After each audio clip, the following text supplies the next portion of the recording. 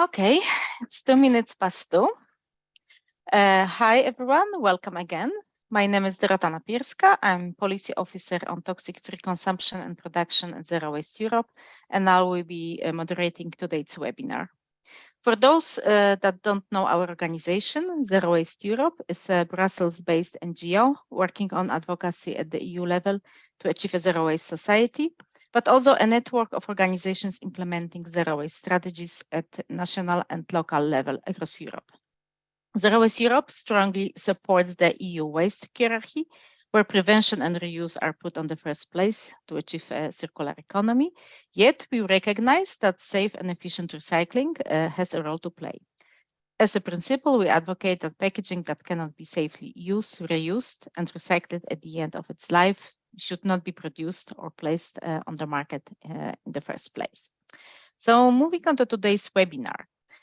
Food packaging, besides clearly a lot of many beneficial properties, raises also concerns due to its high production volume, the majority actually being single-use plastics and single-use paper, and problems related to waste management. Evidence show that while virgin plastics can contain non-hazardous chemicals and untested chemicals which can be harmful, recycled plastic can also contain sometimes even higher levels of hazardous substances. In both cases, these chemicals may end up in human body due to their migration from the food contact materials to food and drink. And the presence of harmful chemicals in food packaging is not only potentially impacting our health, but also hinders safe recycling. In parallel, food packaging manufacturers are required to fulfill more and more ambitious recycled content targets. So this, of course, calls for caution and a strong regulatory framework in the EU. In September this year, the Commission adopted a new regulation on recycled plastic materials and articles intended to come into contact with food. The scope of this regulation covers all kinds of recycled plastic and recycling technologies, including mechanical recycling and forms of chemical recycling. So today, we'll go into greater depth to answer the following question. What the current scientific evidence shows on hazardous chemicals in food packaging and recycled plastics used in food packaging, and what are the challenges with chemical risk assessment specifically for plastic food contact materials? And secondly, how the EU, through new legal requirements for recycling technologies, will ensure safe plastic content intended to use in contact with food. Our speakers today are Jane Monk from the Food Packaging Forum Foundation and Bastian Schub from the European Commission. During the webinar, each of our two speakers will present up to 20 minutes. After every presentation, we'll have around 5 minutes for one or two quick clarification questions. And at the end of these presentations and questions, we will still have the final, hopefully half an hour for a joint Q&A and discussion with both speakers. As regarding the webinar tools, please use chat box to introduce yourself using the chat function, but also please submit your questions via Q&A tool. We are also streaming the webinar on YouTube, and those joining via YouTube can submit the questions in chat there. In both cases, I will pass the questions onto the speakers. So without further delays, I would like to invite our first speaker, and let's start the presentation discussions.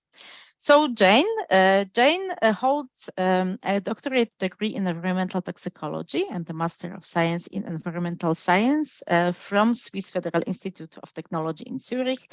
And since 2012, so since 10 years, she's been working as Managing Director and Chief Scientific Officer at the Food Packaging Forum. Food Packaging Forum is a research and science communication organization focusing on chemicals in all types of food contact materials.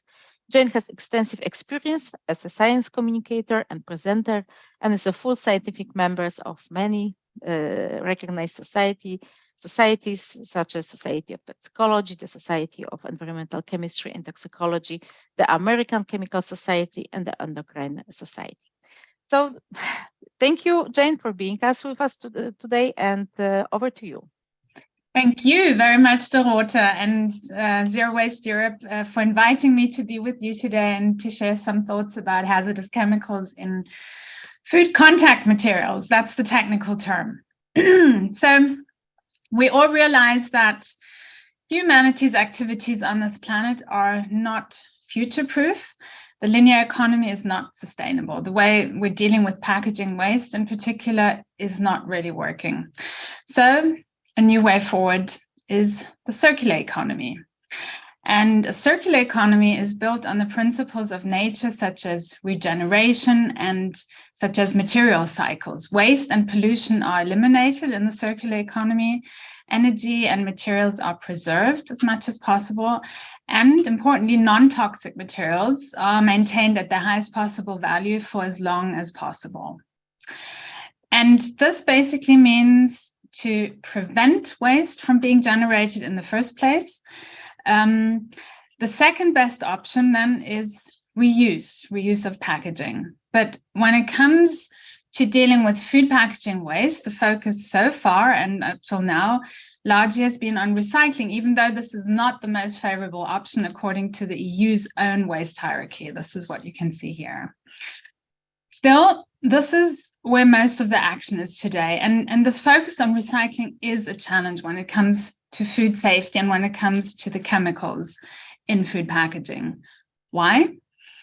Because, as Dorota already said, recycling can accumulate chemicals in food contact materials that can be harmful to human health. But why do chemicals in food packaging actually present a harm to human health?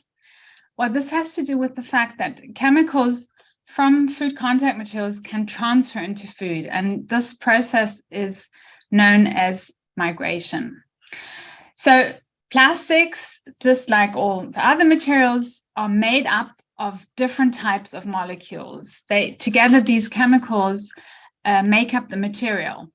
And those molecules can be either very large, like the polymers in plastic, or they can be very small or small.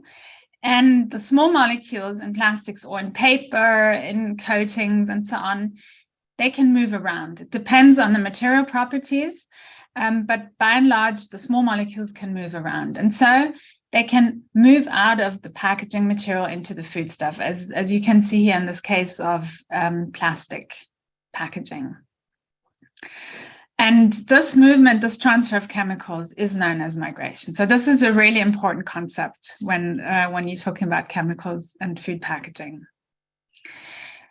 This process of chemical migration depends on a few factors. For example, migration is faster and higher levels of chemicals migrate when the foodstuff in contact with the packaging material is hot. So that's either when you're filling it in to your packaging or when you're reheating in the packaging or when you're storing it. Migration also increases over time. So when you store foods for a long time, levels of chemicals transferring actually will be higher. Then when you have fatty foods or foods that are acidic or acidic and fatty, think of your tomato sauce, for example, you can have higher migration even at room temperature. And finally, in small portion sizes, you have a proportionally higher migration because you have more packaging surface that is in contact with the food in small portion sizes compared to the large portion sizes. So if you shrink packaging, you get a higher surface area per volume of food. And if you would like to know more about this, we have a fact sheet on exactly this on our website, and it's actually available in 17 languages. So maybe your language will also be one of those, if it's not English.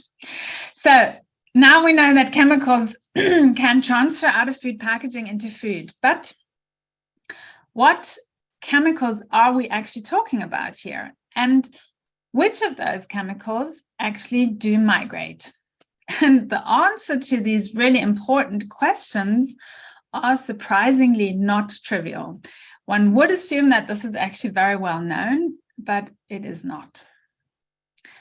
So why is this not well known? This is a slide by Dr. Gregor McCombie that he showed at a stakeholder event at the European Commission in September 2018, so 4 years ago, when the Commission was starting to work on the review of the food contact materials regulation. And so you can see here that there are listed substances. Let's just leave it at that. And these are around 10,000 chemicals, give or take a few hundred. These are the chemicals that are used to make food contact materials. Next, there are specifically regulated substances in the EU. These are 10 times less, so around 1,000 chemicals, again, give or take a couple dozen.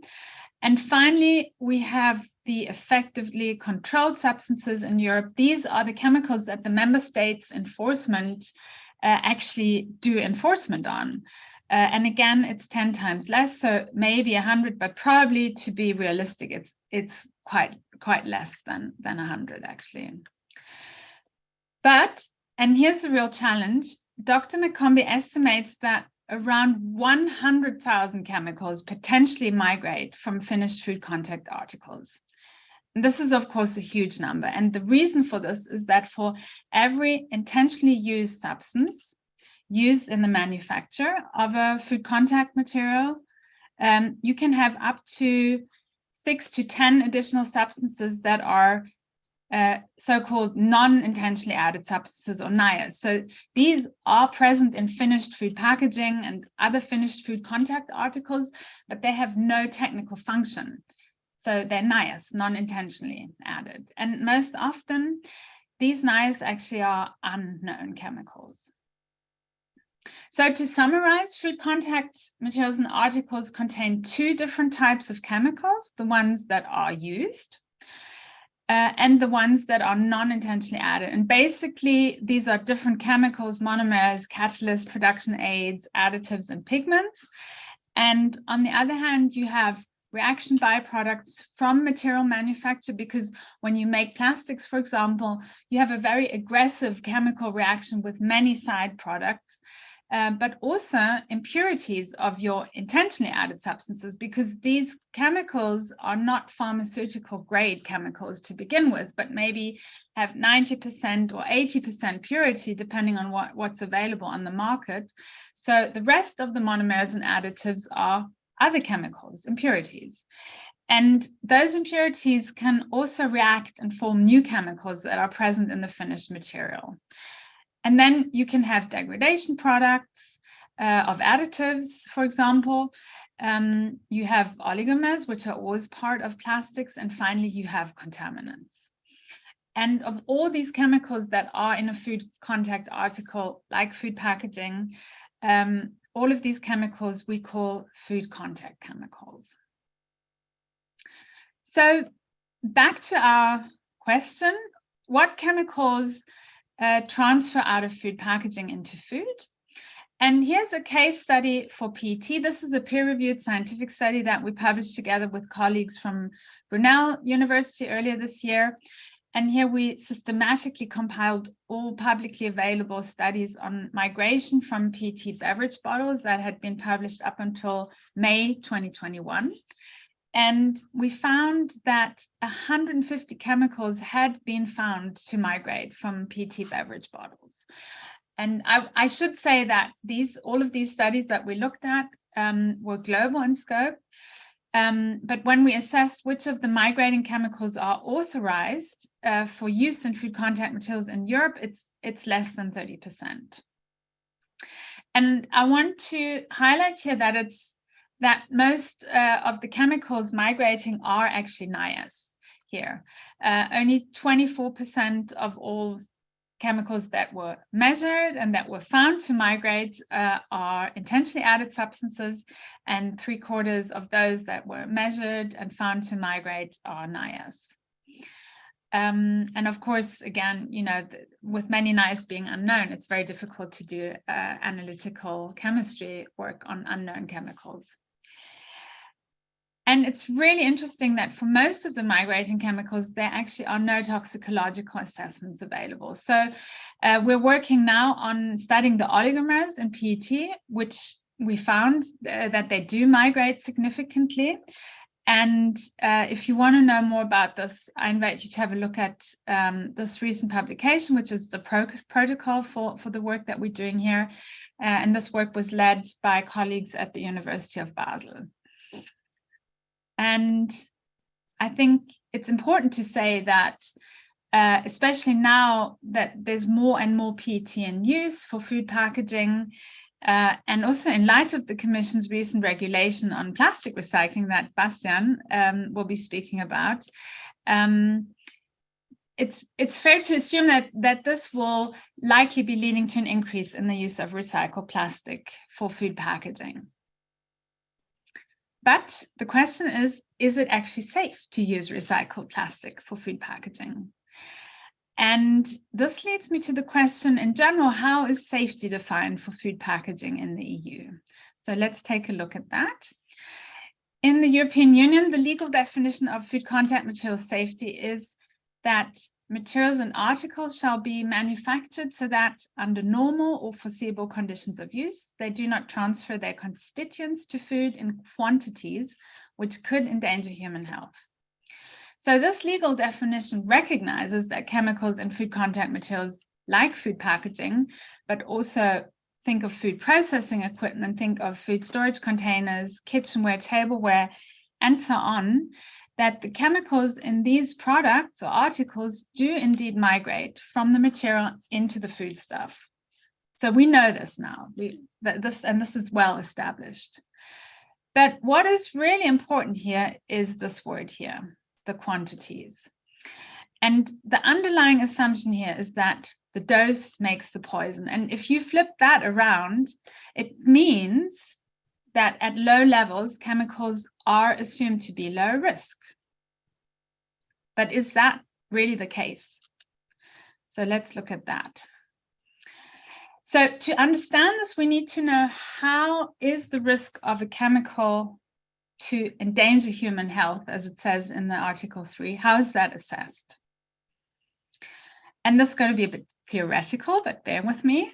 So basically, the risk, the harm to damage human health, is related to the hazard of a chemical. So what types of health effects a chemical causes, if any, and to the exposure, so the dose of the chemical, the level at which someone is being exposed.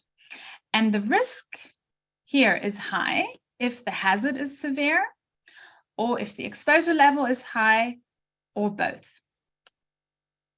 But this then means that there are indeed hazards that are so severe that they alone drive the risk up. And this is indeed the case.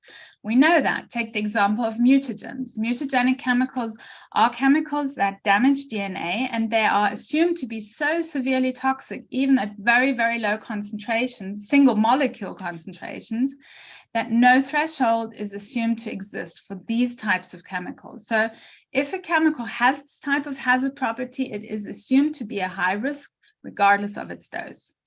And this is why, this is actually what is currently the focus for hazard assessment of food contact chemicals. They are tested in Europe, at least, for mutagenicity and for another type of DNA damage, namely when they change the chromosomes, for example. And these types of hazards in general are known as genotoxicity. And they are good predictors of cancer. And so this is what is currently assessed for chemicals that are authorized for use in plastic food contact materials in Europe. And this actually, this is a quick excursion, but this goes back to work done in the 1970s already by Kenny Crump and others.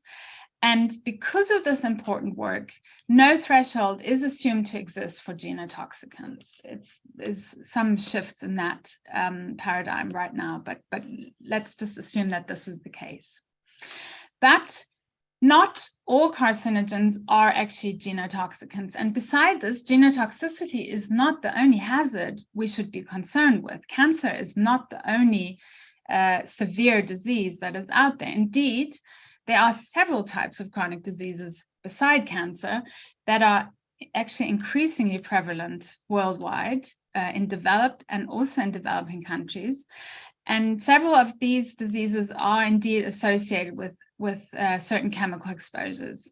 So here you can see that the most prevalent type of chronic disease, and we call these non-communicable diseases, is actually cardiovascular disease. And chemicals are known to affect cardiovascular health, also certain chemicals in food contact materials, but we do not routinely screen food contact chemicals for this type of effect. And the same holds true for endocrine-related diseases, for neurological or brain-related diseases, immune system disorders, and a couple other types of disease. And, you know, I can't help but wonder just how many incidences of these diseases could actually be prevented if the health risks of food contact chemicals were properly assessed, were comprehensively assessed. So I do think that there is quite some room for improvement here. And there is actually some good news in this context. The European Commission has published its chemical strategy for sustainability in 2020 and also its farm to fork strategy. Both strategies mention that the most hazardous chemicals should be banned from use in food contact materials. So I really look forward to seeing the revision of the food contact materials regulation, which will address these strategies and hopefully in a revised definition for safety. Because we do know that low levels of migrating food contact chemicals are not automatically safe levels. This is not the case for mutagens, but also not for endocrine disrupting chemicals that are also assumed by scientific experts to not have effect thresholds, or if there are effect thresholds, those thresholds are too low to enforce, basically. And the key word here is BPA. I don't know if we will get into that, but that's one of the examples here. So earlier this year, we from Food Packaging Forum published an overview of food contact chemicals that are most hazardous according to the EU's chemical strategy for sustainability.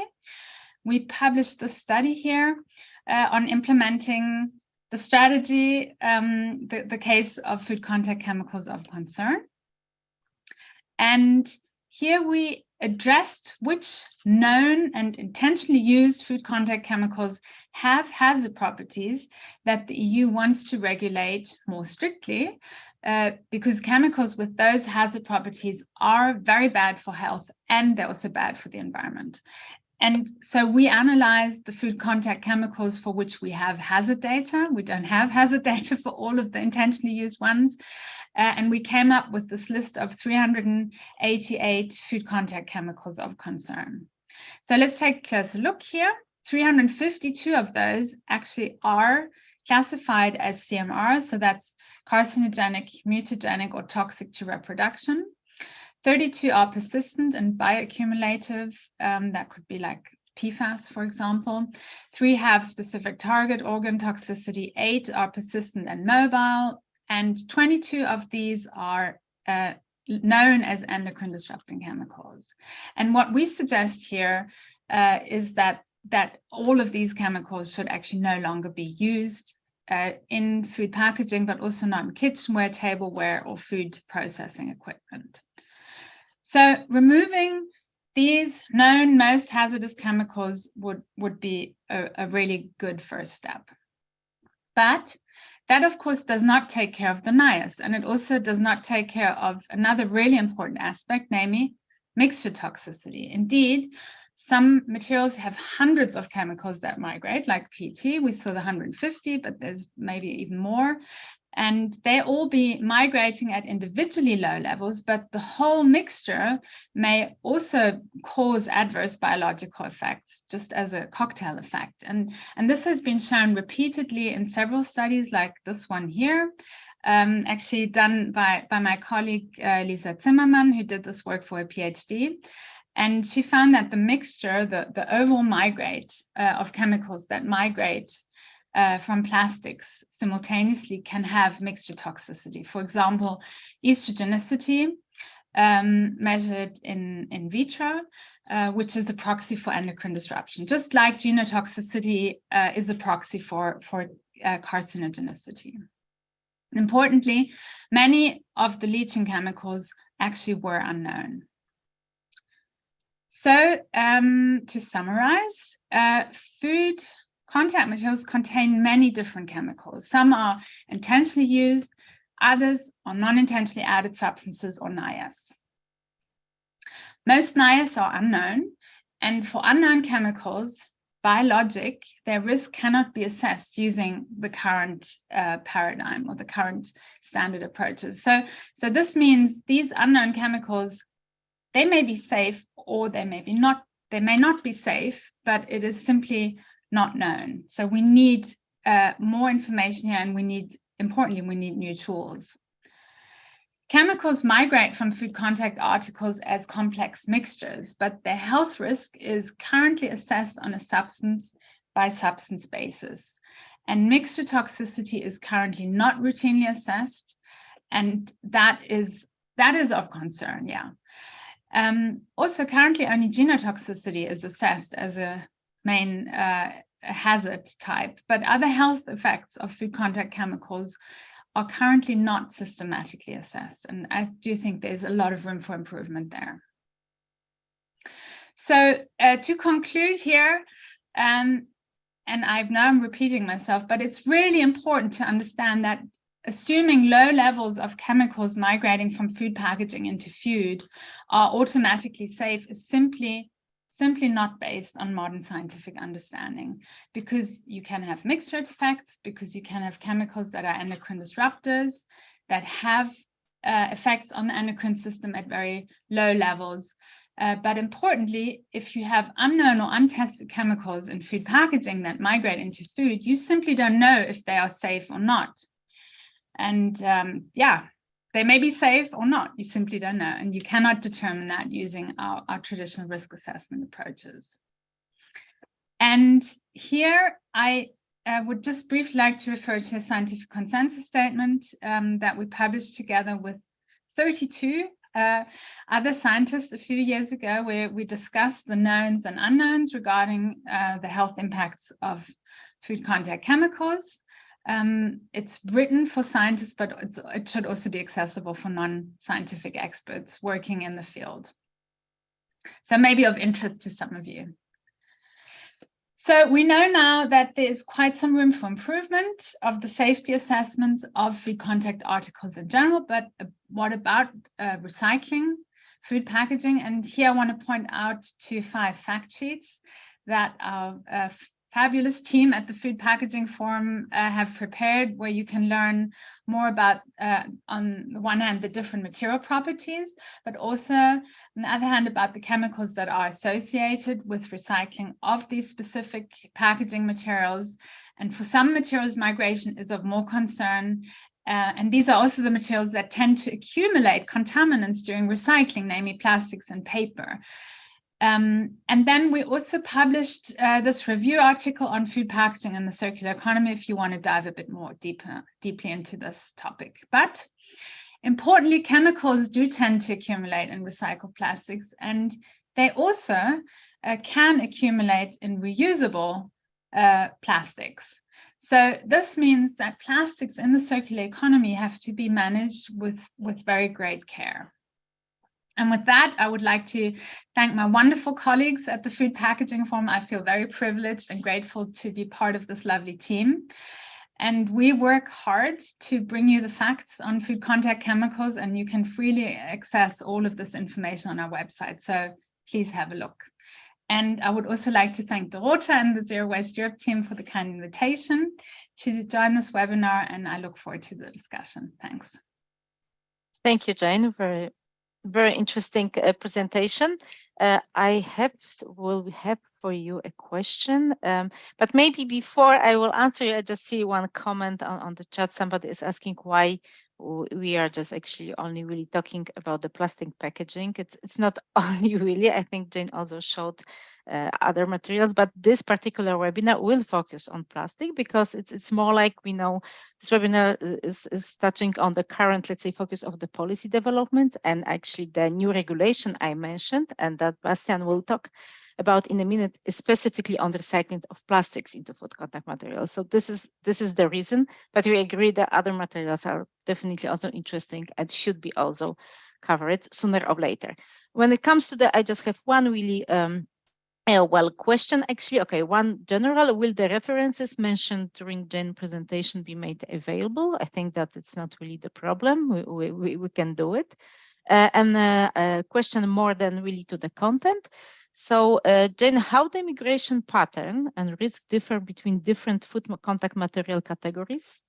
That means plastic, paper, etc., and between the different polymer types like PET, PS, polyolefins, etc. Yeah, that's a good question. There are differences. Migration from paper can actually be more severe than from plastic. Of course, it's really migration is really a question of interaction. So it's the packaging material with the food stuff. So it really depends on what you put in contact with your food. And I showed you the that slide about what increases migration. So if you have fatty, acidic, hot food, you will get a lot of migration. So that will be from paper or plastic. But then if you think about products like flour or couscous that have a high specific surface area, those are often stored in paper or in cardboard. And those materials are mostly printed on the outside. And those printing inks, they are mobile. And paper is not a barrier at all. So those printing inks can go through the paper into those foods, and they can really accumulate over time. So here the time factor plays a big role. But then again, there's also these famous studies of having bottled water in a plastic bottle, leaving it in a car in the desert where it heats up to 80 degrees or something. So then from a polymer that is, or plastic that is comparably more inert than others, you can still get high levels of migration. So that's a really important point. It's always about the material and about the food stuff in context. In terms of which polymers have the highest migration, I think there it depends on the complexity of the polymer. So there's a really nice paper, I can put a link in the chat.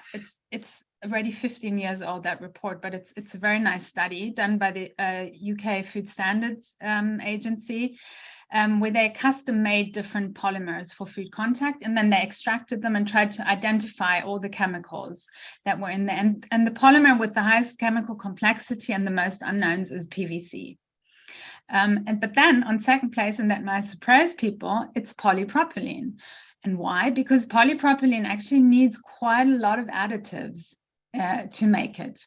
And if you look at this comparison, PET actually is one of the better polymers in that context. So maybe I'll stop here now. Thank you. Yeah, we will come back for sure to you in the Q&A session. And by this, I would like to invite our second speaker, Bastian Schrupp.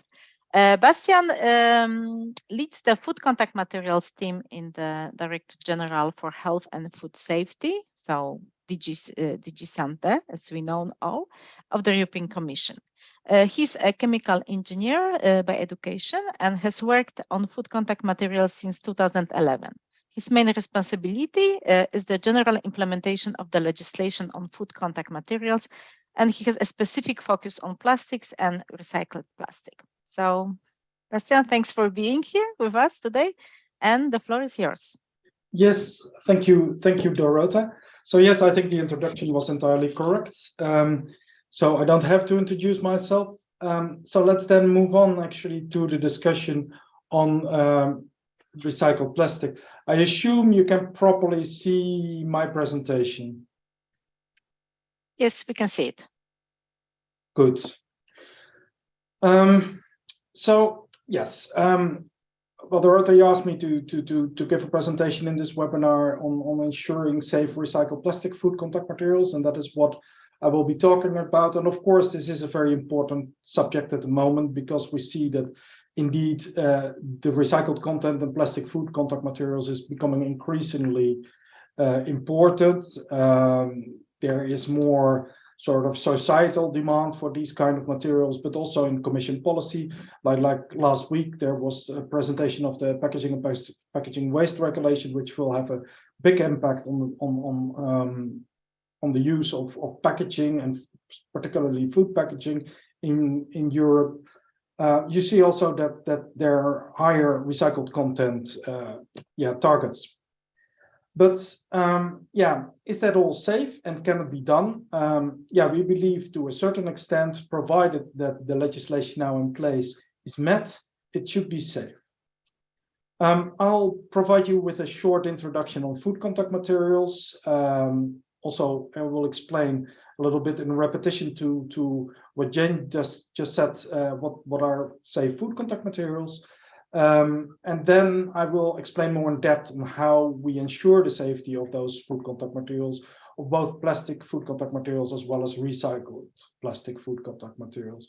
I will give some additional considerations on policy and legislation, particular on the new recycling regulation, which is regulation 2022-1616, as well as what we call internally the 17th amendment to regulation 10/2011, which deals with new plastics. I cannot give you a complete overview. The target of the discussion is, as this slide says, of course, recycled plastic food contact materials.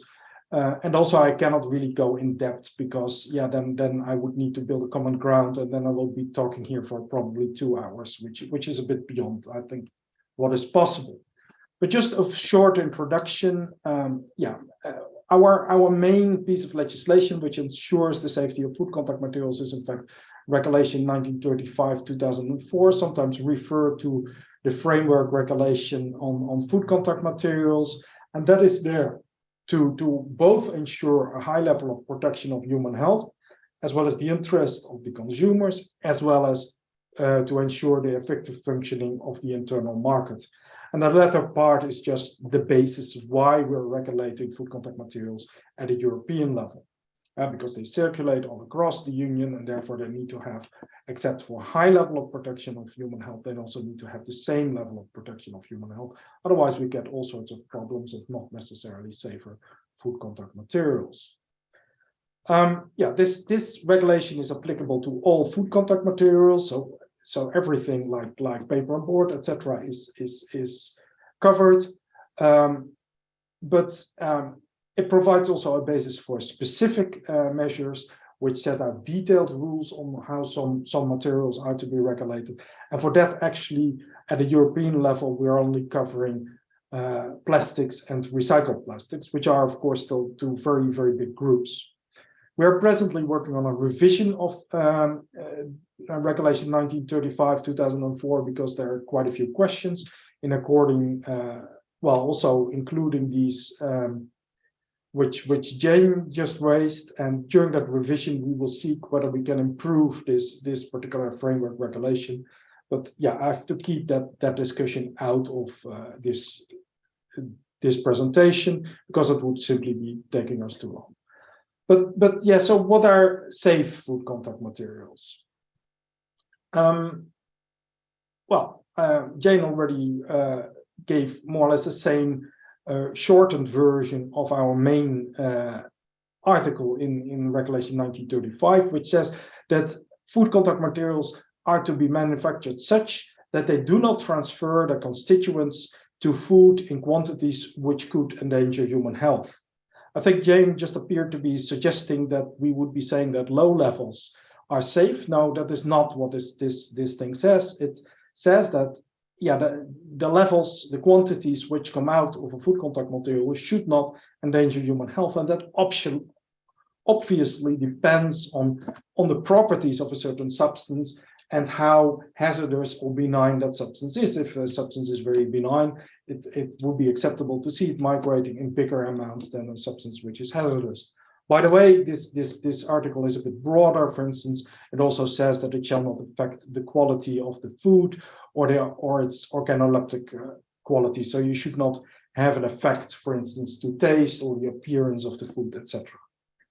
But it also means that we shouldn't think that food contact materials are necessarily free of hazardous substances. So that is not how the regulation works, because frankly, that is going to be a little bit impossible. We cannot make food contact materials which are totally inert. That doesn't exist.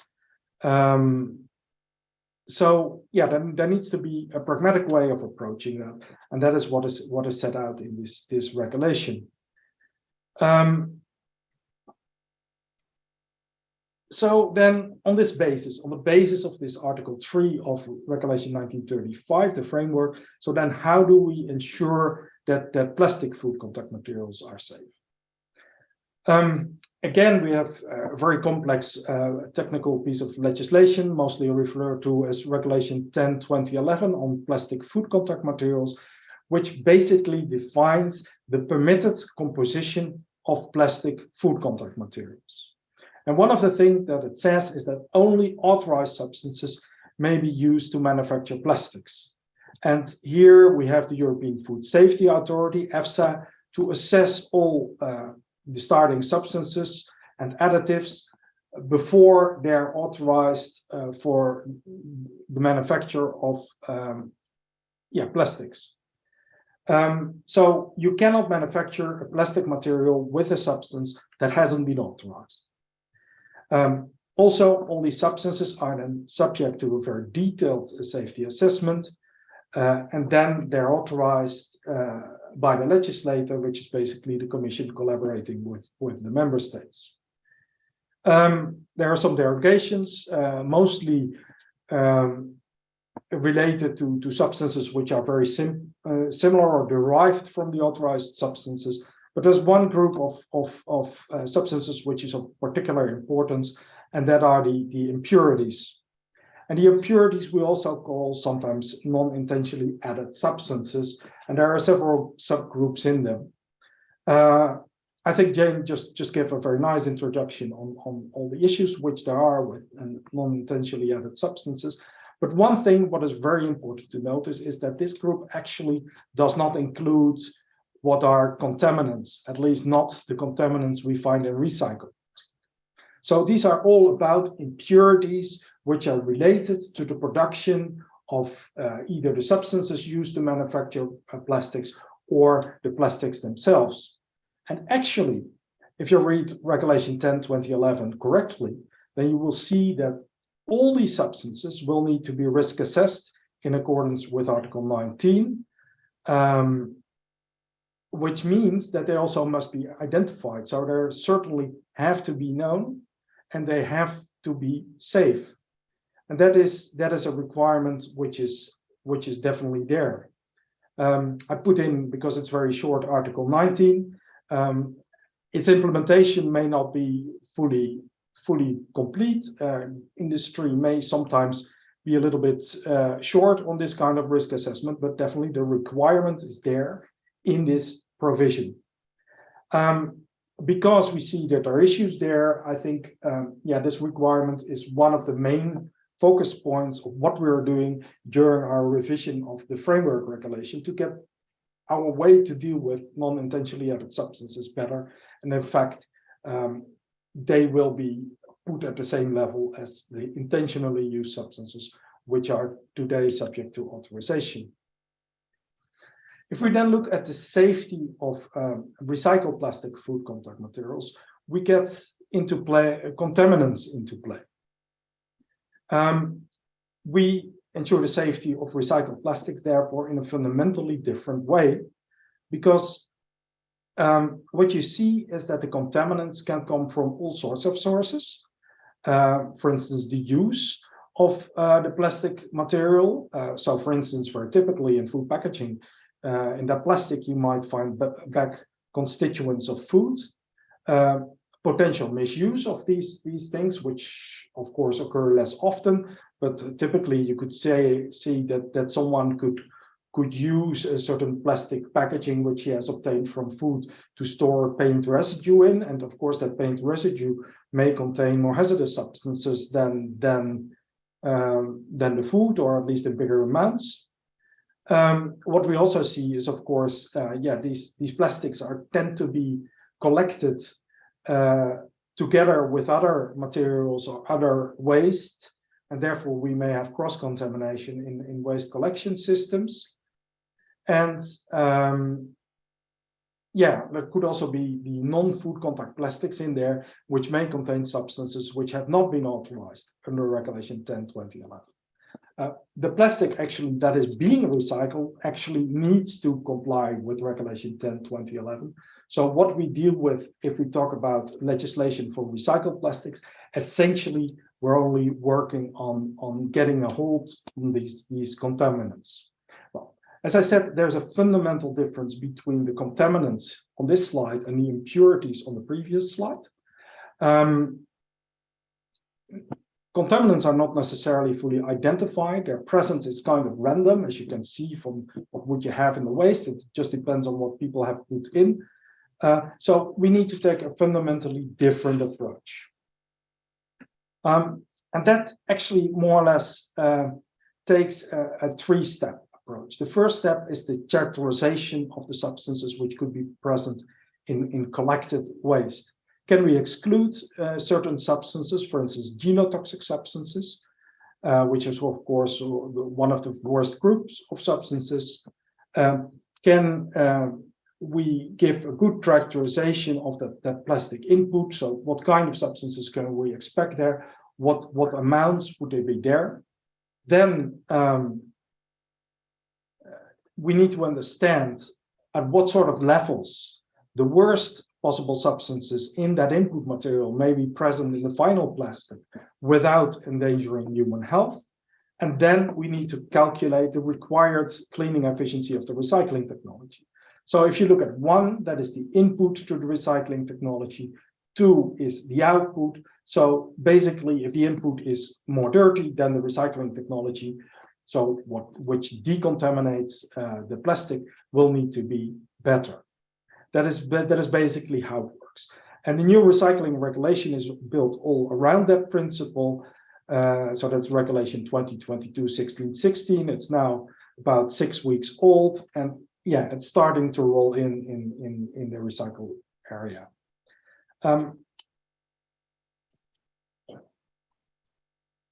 So this regulation basically, in very simple terms, requires that all recycled plastic content in materials and articles that foreseeably come into contact with food is manufactured with a suitable recycling technology.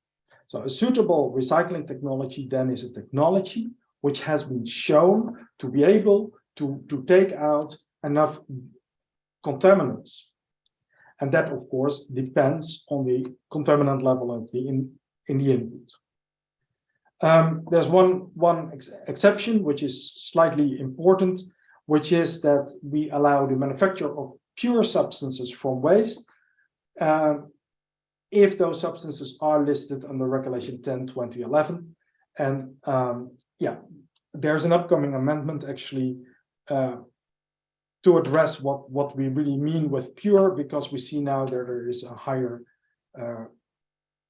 need for that. So under the new regulation, recycling technology always has 3 parts, which is pre-processing, decontamination, and post-processing. And these 3 parts are subject to specific rules. For instance, what we see is, typically we start with collection, then some separation and sorting and washing, etc., which will yield us some defined input material. And that input material needs to be characterized to understand the level of contaminants in there, not necessarily have a full identification of each and every contaminant, but at least have a good idea of what contaminants may be in there. We then get some decontamination technology here given by orange boxes, which leads to an output. And that output can then be used after post-processing for certain specific uses, which are authorized on the basis of this technology. I skip a little bit quicker. As I said before, the required amount of decontamination, so the functioning of this orange box in the middle, depends on pre and post processing.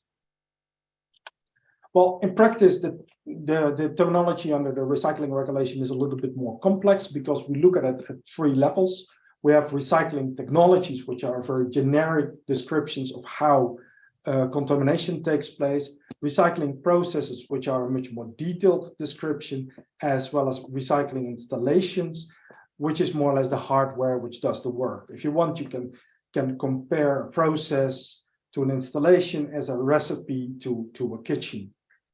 And yeah, at all these three levels, we have specific procedures to ensure that actually the final plastic is safe.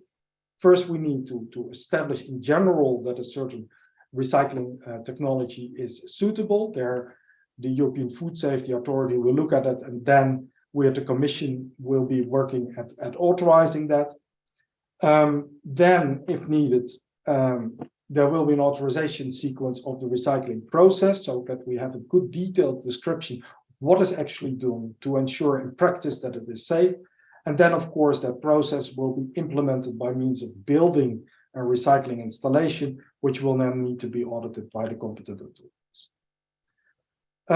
For establishing suitable technologies, they don't come out of the ground.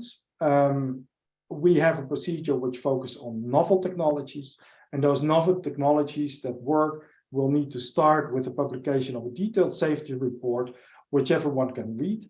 And then, subject to very stringent restrictions, it will be possible to place that plastic on the market.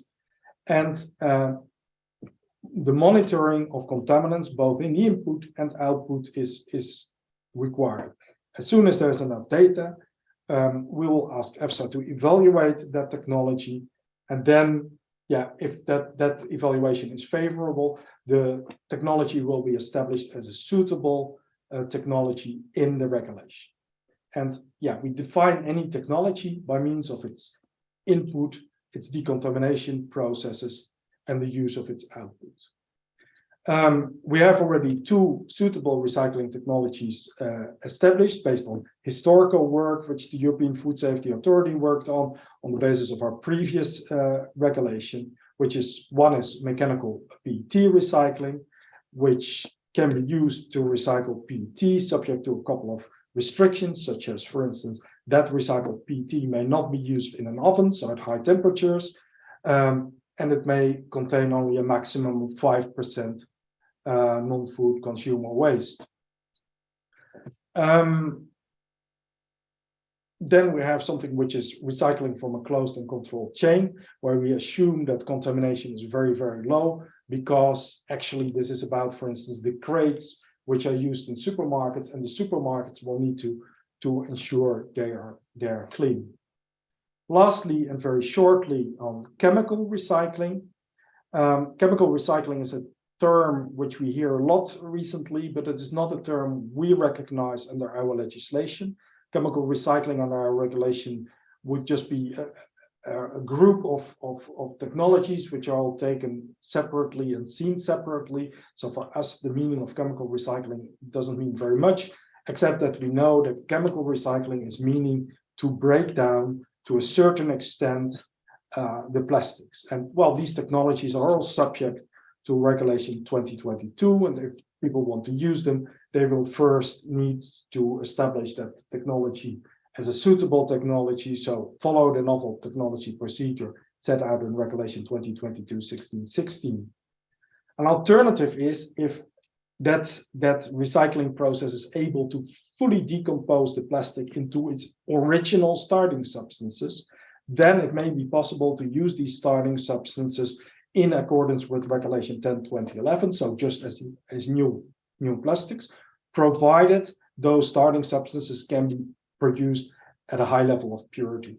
And this is very important. And we're presently working on getting a better definition on this, for this reason, on what we actually mean with a high level of purity under Regulation 10/2011. And that will also have impacts, for instance, on other impurities, the impurities called NIAS, which will also be affected by these same purity requirements. So that was it for me. I went over quite a bit of complicated legislation in a very short way. I'm very sure that I couldn't answer all questions. I also couldn't fully address some of the points Jane was raising that would, I think, require a separate presentation to see how we look at that.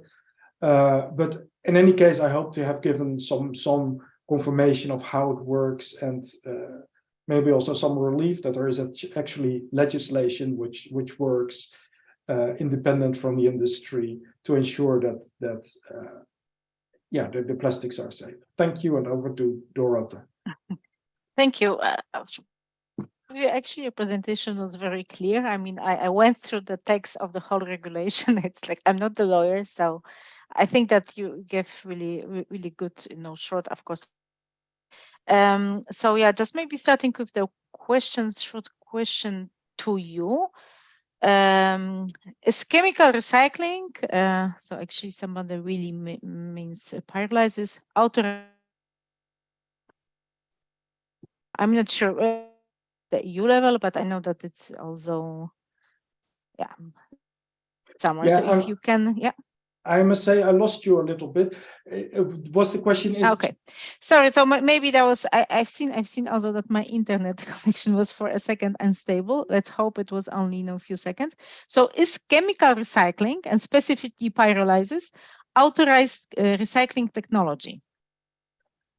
Yeah, well, so pyrolysis of plastic actually fully decomposes a used plastic into monomers.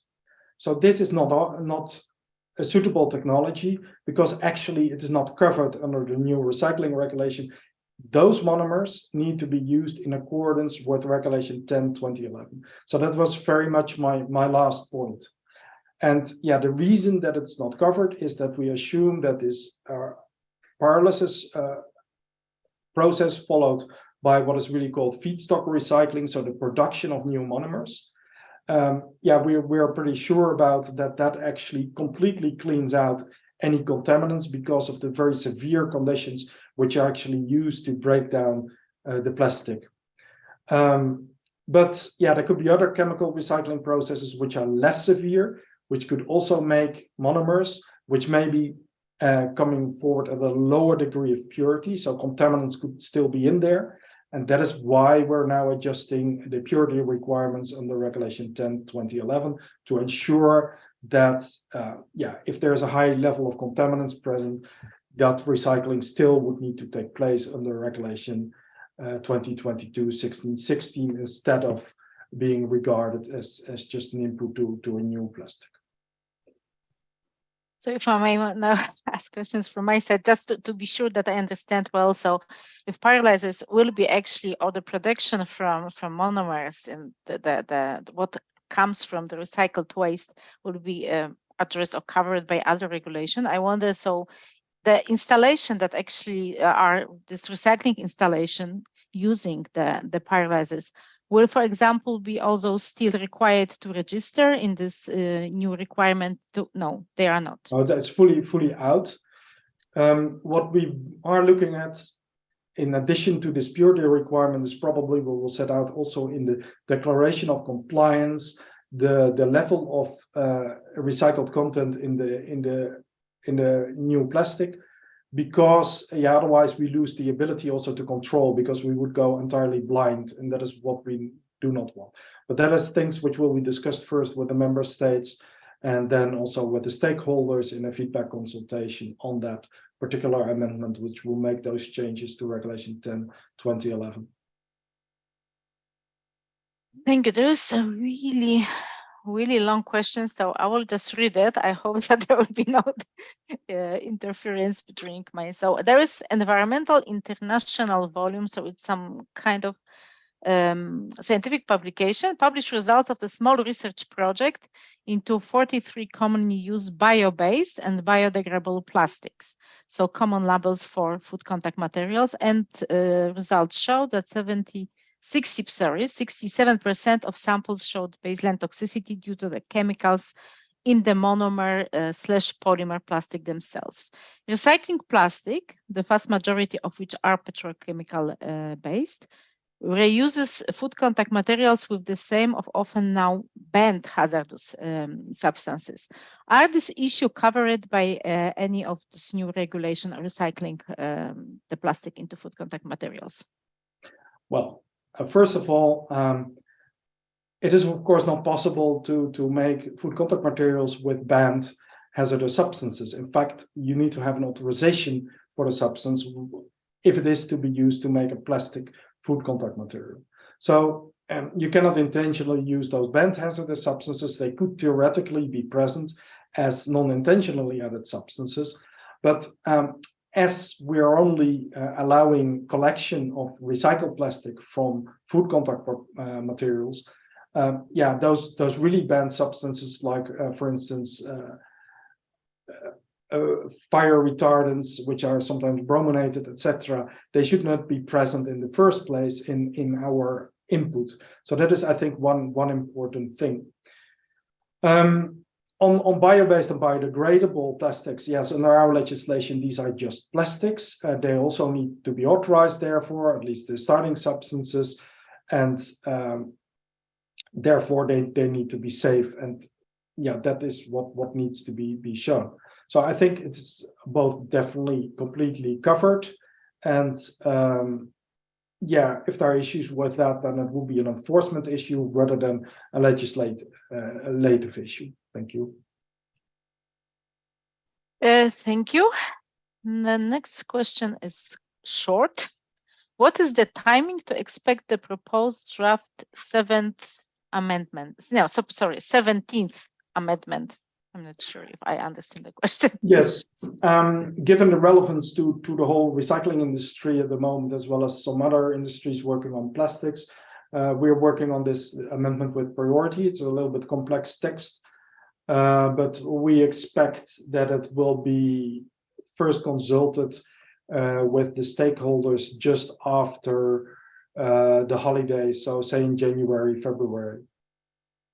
And we would expect, we're targeting a vote somewhere in March, so a vote from the member states in the standing committee, March, April, and then, it could be in force probably in September. That would be the about timeline, but it's a complex text, so there may be still some slippage, and we also need to listen to the member states and the stakeholders, of course, which may take some extra time. Thank you.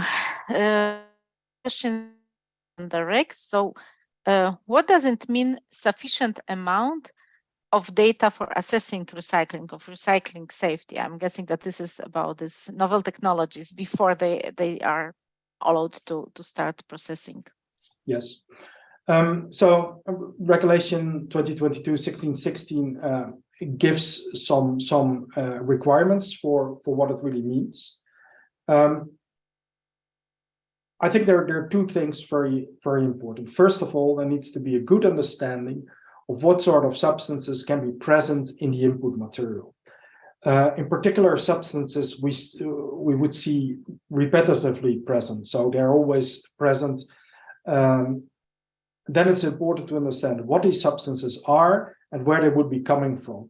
And if that where they would be coming from could be a source also of substances which are more difficult to detect because they are more hazardous but would be present in much lower amounts, then those substances would need to be worked on as well. But then basically, well, what is the source? Could that source give rise to these additional substances? So that needs to be done so that we have a good characterization and understanding of that input stream. And for instance, for PET, EFSA has done this work already quite a few years ago.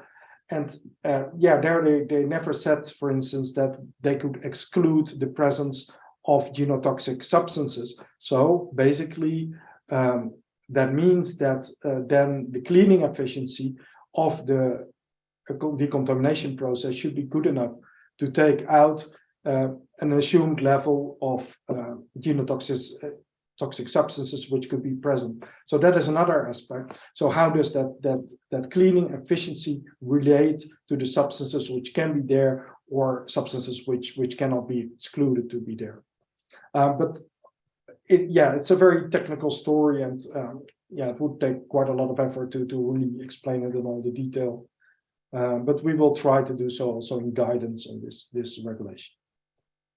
So just a follow-up question. So that the Commission will produce like a guidelines, and who will at the end will be really assessing? It will be the member states authority where the installation is going to open, or will it be the Commission?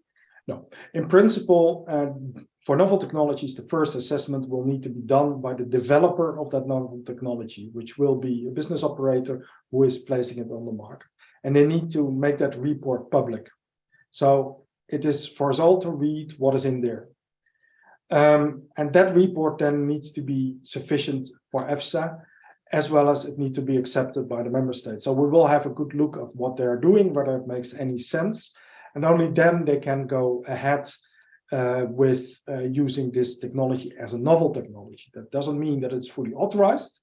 It means that they can use it on a temporary basis to gather enough data so that we can see that this technology is actually capable also in practice, not only in a laboratory situation or something like that, to clean the plastic sufficiently. And only then it will be established as a suitable technology. And yeah, there may be all sorts of restrictions, and in particular the requirement to have an authorization of individual recycling processes, such as we have in place for mechanical PET recycling at the moment. So you said here that this process definitely will be like temporary allowance, but is there anywhere in regulation the information, what is the maximum time, let's say, so when really this assessment has to happen to decide if the technology is working or not?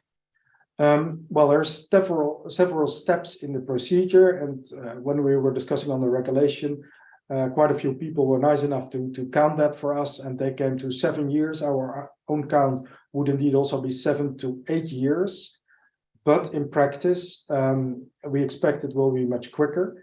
We as the Commission have a major initiative there. We can start the full assessment of the technology at any time, in fact. So in particular, if we would have doubts, then we can start it early. If we see that there is little additional data to be expected, for instance, from the obligatory monitoring, which needs to be done as part of this procedure, then we will start it immediately. So then the whole procedure is bound to be much shorter. And also, if there are very concrete doubts on the safety, then we can even stop it if we want to, and can justify that, of course. Thank you. So I have still one. There are some questions I bring out. There will be now the question to Bastiaan, and I have one question to Jane. Well, I think we all expected there will be a lot of questions about the recycling, chemical recycling, etc. So this is just from someone who I think kind of like needs the confirmation that is well understood. So just to confirm, advanced recycling technologies such as dissolution, depolymerization, and enzymatic recycling are considered under novel recycling technologies, but not pyrolysis. Again, sorry. So advanced, so recycling technologies. Yeah, I see the question. Actually, it's right in front of me. Yeah. So dissolution, depolymerization, and enzymatic recycling are considered a novel recycling technology. Yes, because it would be difficult to see how these technologies could result in pure enough monomers. If they result in monomers at all, usually they result in a kind of oligomeric mixture, and that mixture, of course, could still retain all the contaminants we don't want to have. So then we will need to have some kind of cleaning technology, decontamination again of that mixture, and that will need to be assessed under the suitable technology approach to see whether indeed that decontamination can be sufficient. Thank you. So Jane, there's a bit of question, and I think it's not a question mark, but I think the question is actually about specific about the regulation of nanoparticles in food contact materials. So that's also kind of chemical aspect, a little bit different. Are you aware of any really specific regulation of nanoparticles, food contact materials, or migration test standards of such items? Yeah, well. As I said, you can only use substances which are authorized to manufacture plastics. For substances in the nano form, we have an additional requirement, namely, substances need to be authorized in their nano form specifically if you want to use them. So if you have a substance which is authorized in general as a bulk substance, then it cannot be used in the nano form. we have some authorized substances in nano form, and they're either the reason is that they do not migrate, which is the predominant reason, because in fact these particles tend to be very well glued into plastics, so they really don't come out.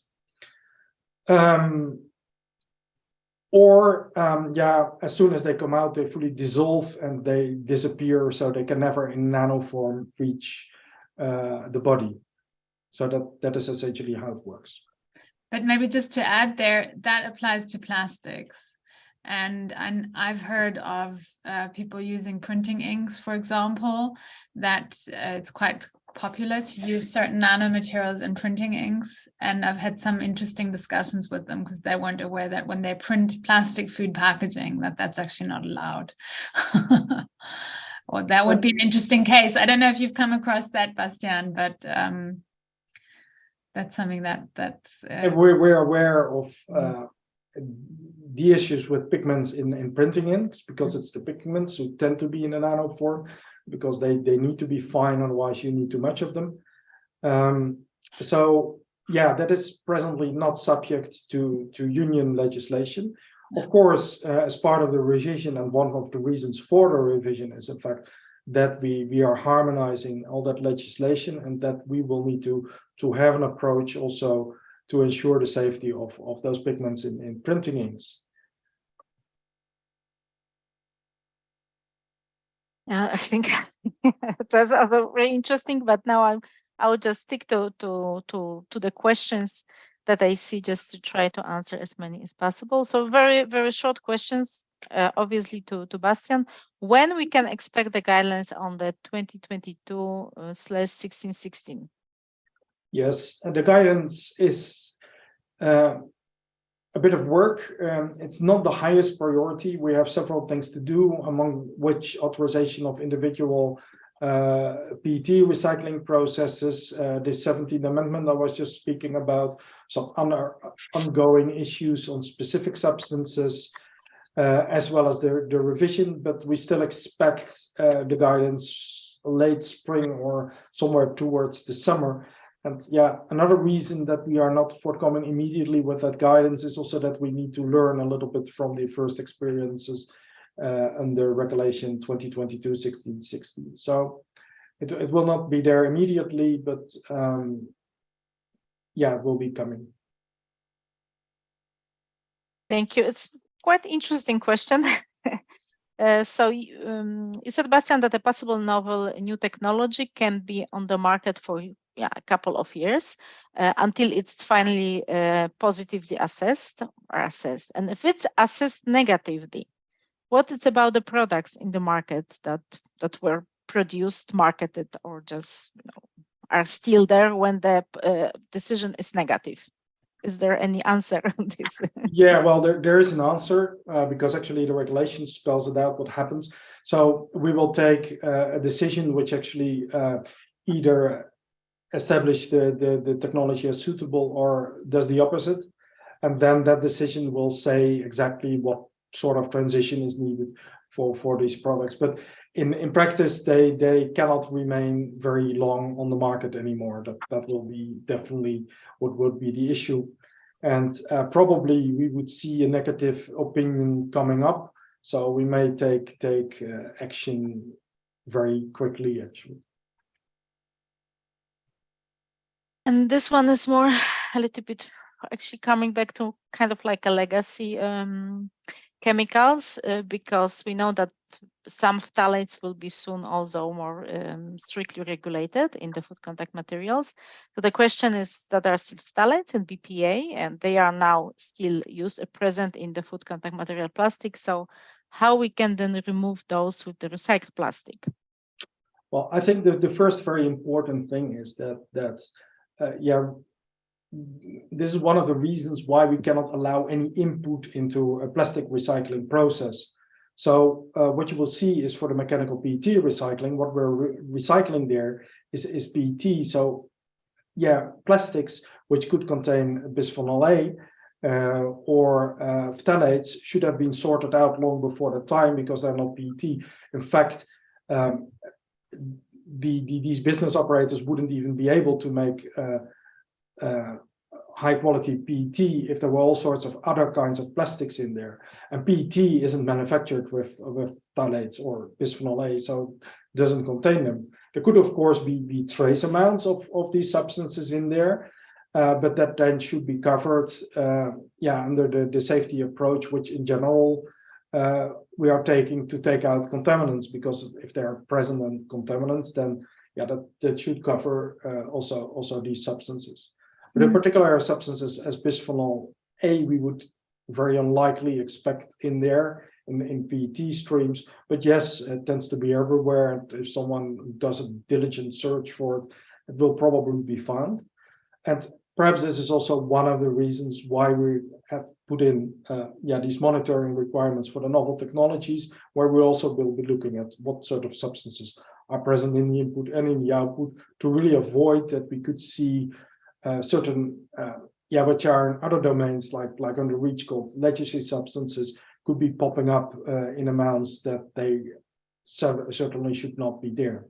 Mm-hmm. So, maybe I can just come in here. So it's true what you said, Bastian. PET is not necessarily manufactured with BPA nor with the phthalates, but PET is polyethylene terephthalate, and there are orthophthalates, so those are the ones that we're concerned of for endocrine disruption properties, DHP, DBP, and so on.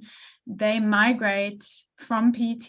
They're in there in virgin and at higher levels in recycled PET, and the levels are low. That's granted, but again, it's not the only exposure source to these chemicals, and these are chemicals of high concern. And actually, there was a recent human biomonitoring study showing that in adolescents, in children as adolescents, there is a percentage of the population that is overexposed to these chemicals. And so I do think we need to take that seriously. And they are in PET, they're NIAS, I guess. I know they don't use them intentionally, but they're found to migrate. And BPA actually also has been found to migrate from PET, and levels increase if it's recycled, PET, mechanically recycled. And those levels are in the ppb range. And so I don't know what the EFSA opinion on BPA will be like. We're waiting now this week, any minute. You probably know already, Bastian, I don't, for EFSA to publish its new scientific opinion on BPA. There will be new tolerable daily intake, and the proposal was for that to be so low that levels of BPA in the part per trillion, so that's nanograms per kilogram food migration, would be considered unsafe. And so that means if that is the new TDI, I don't know if it is, then the incidental contamination of PET with BPA would be of concern. Yes, well, let's see about that. I think first of all, PET is simply not manufactured with phthalates, so it's nonsense to say that phthalates exposure, meaningful phthalate exposure, could come from PET. What you see in the past that certain phthalates were used as softeners in very, very big amounts, and sometimes you could literally wring them out of the plastic. You could see the plastic getting hard if it would come out, but then we're not talking about PET, which anyway is not softened. So that is one thing about bisphenol in the PET. As I said, you can find in trace amounts all sorts of substances in there. Would it be hazardous or not? Well, I think that if indeed the findings of EFSA would be as you just described, then there would be a quite wide ban of bisphenol A, and it would start to disappear at a certain moment, unless it has certain natural sources as well. So I think in general, we need to package our food. That is as simple as it gets. If you go down to ppb levels or below, you will always be able to find certain substances if you do a high level effort. I think for us at a policy level, it is, however, to control really the really risks that matter, and where people could be getting actual health damage from. And so that's where we're concentrating. And if indeed bisphenol A turns out to be very problematic, of course, it will not be authorized in any sense to manufacture food contact materials. Yeah, so just to correct here, there are many studies showing that phthalates migrate from PET, so it's not. Yes, but I said something different. Do they migrate in amounts which are really problematic? That they migrate, okay, you will find them everywhere. They're not used to manufacture the PET, so that is about it. PET could be contaminated. We might find them everywhere, which could be a problem. But yeah, then there is a policy on phthalates, which the Commission is working on, and which will address the use of phthalates.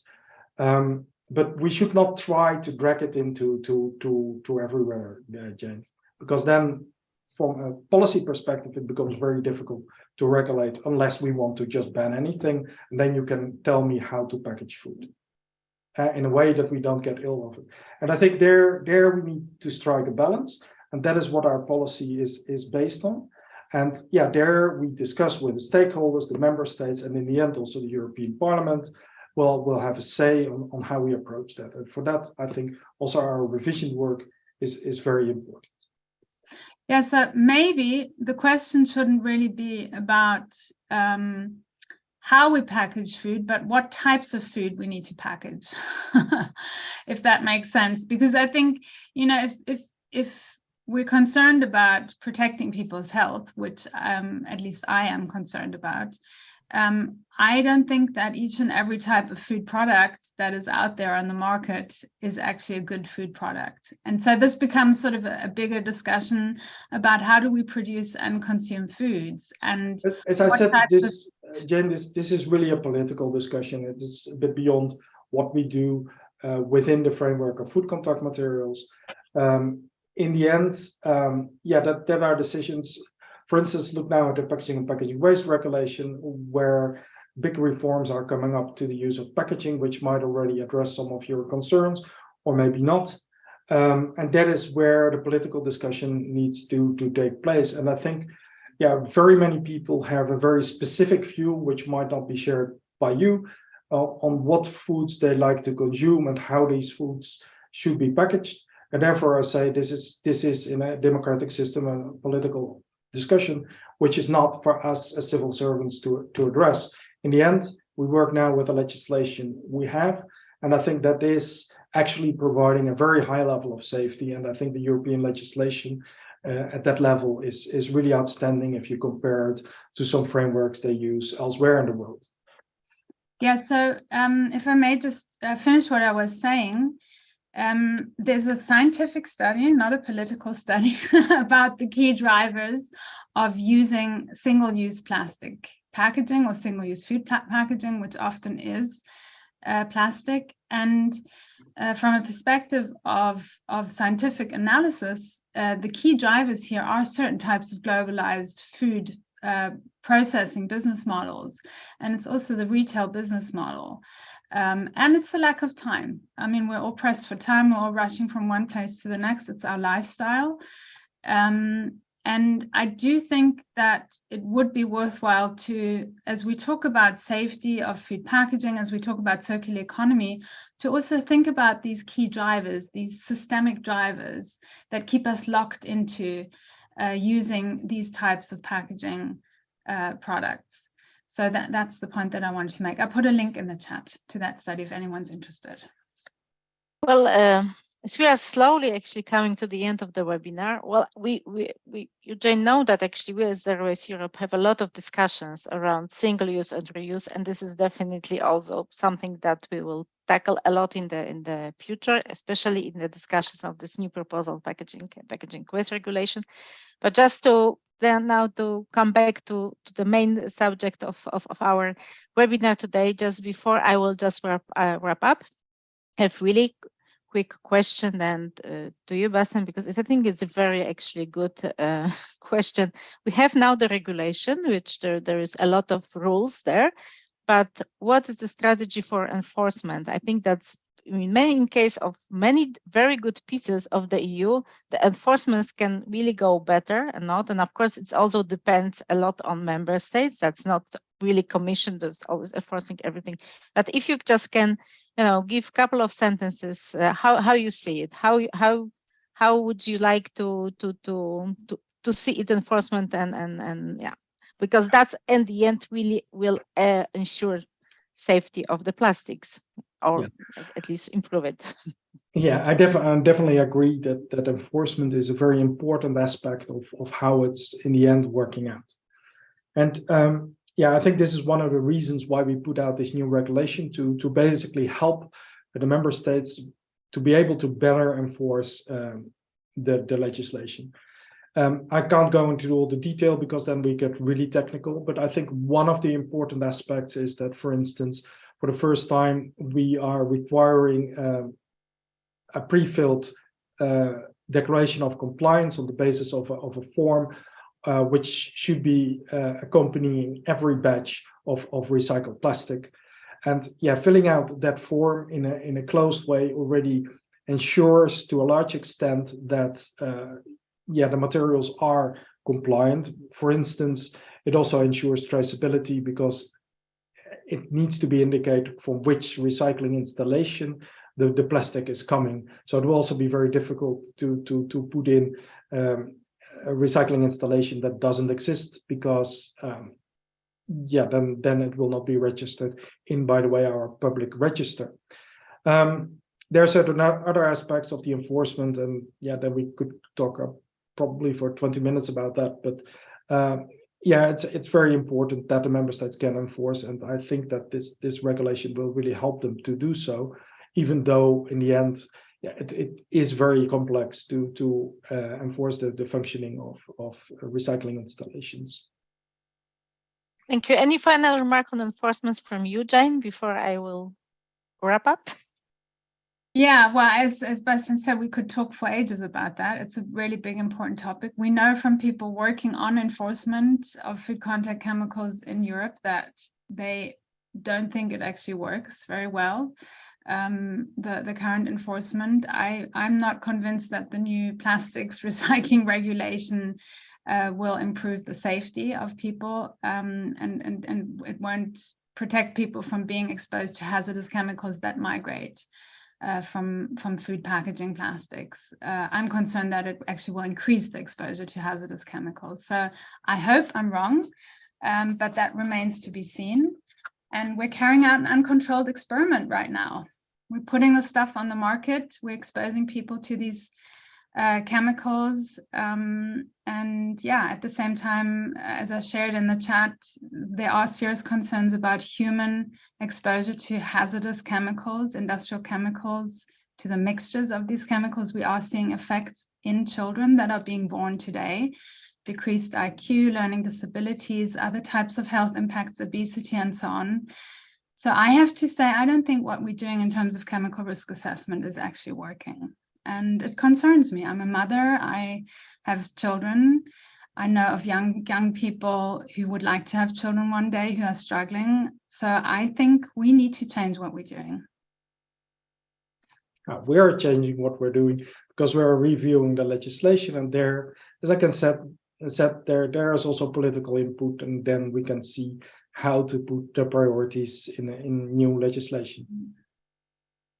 Well, thank you both. I think we already enjoyed your presentations and your comments. It's 3:30, so I have to wrap up. Just maybe I will start with, before closing the webinar, I just actually would like to announce that Zero Waste Europe published today actually a new policy briefing about the recycled plastic and safety, where we kind of like also sharing the concerns, but also trying to,